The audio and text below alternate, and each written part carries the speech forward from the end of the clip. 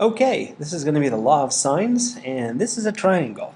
And notice it's not a right angle triangle. So what we want to do is, we're going to turn it into a couple of right angle triangles because you can't really do trig unless you have right angle triangles. Well, sort of. And we're going to learn all about that today.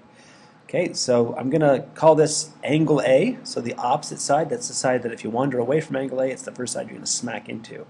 Okay, and that's side A. And so I'm going to call this angle B. So the first side we smack into is going to be side B. And that's angle C. So the first side we smack into is going to be side C. All right, and I'm going to turn this into a couple of right angle triangles by putting a height right there. And I'm going to label that H. Okay, so now if we look at the sine of A, we know the sine of A is the opposite over the hypotenuse. So the opposite of A is H, and the hypotenuse is going to be C in this right angle triangle. Okay, so we're going to have the sine of A is H over C, and that's about it. Now I'm going to do one step, and I'm going to explain that step in a couple of minutes. Right now I'm just going to get the H alone by cross multiplying the C. So I'm going to get C times sine of A is equal to H. I'll explain in a second why I got the H alone. Okay, if we look over here at this right angle triangle, okay, we have C is equal to, or the sine of C is equal to the opposite over the hypotenuse, so H over A. So sine of C is H over A, and if I cross multiply the A, I get A sine of C is equal to H. Now in both cases, I've isolated the H in both cases, so that means that, and this is why I isolated the H's. So C sine of A must be equal to A sine of C, which is really neat.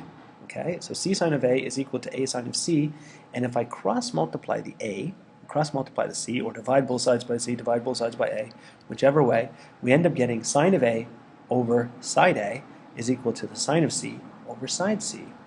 Okay, and that is a very big part of the law of sines. Now if I just take this triangle and I rotate it a little bit, okay, so the A is now here, the B has come down, it's now here, and that C is rotated up and it's up there. Okay, so this is side C down here. This is angle B, so that's side B. This is angle A, and that's side A.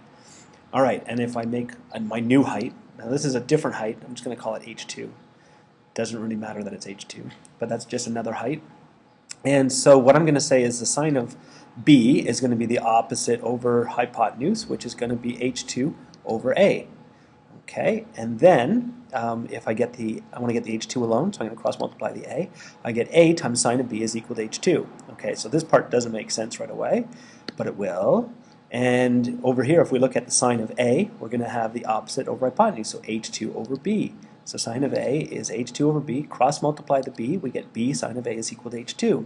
Okay, the reason we isolated the H2s again is so that we can say A sine of B, which is equal to H2, and we have B sine of A, which is equal to H2. So A sine of B must be equal to B sine of A. These things are the same thing. So we're going to write them as the same thing. So B sine of A is equal to A sine of B. I'm going to cross multiply my lowercase a, or the side A. I'm going to cross multiply the lowercase b, or the side B, and I'm going to get sine of A over A is equal to B over sine of B over side B. Okay, very similar to what we have up here. Okay, in fact, sine of A over A, sine of A over A. Okay, up here it's equal to C, sine C over side C. Here it's equal to sine of B over side B. Well, if both of these are true, then we can equate all three of them. We can say sine of A over A is equal to sine of B over side B is equal to sine of C over side C. And this is the law of sines. Have a good day.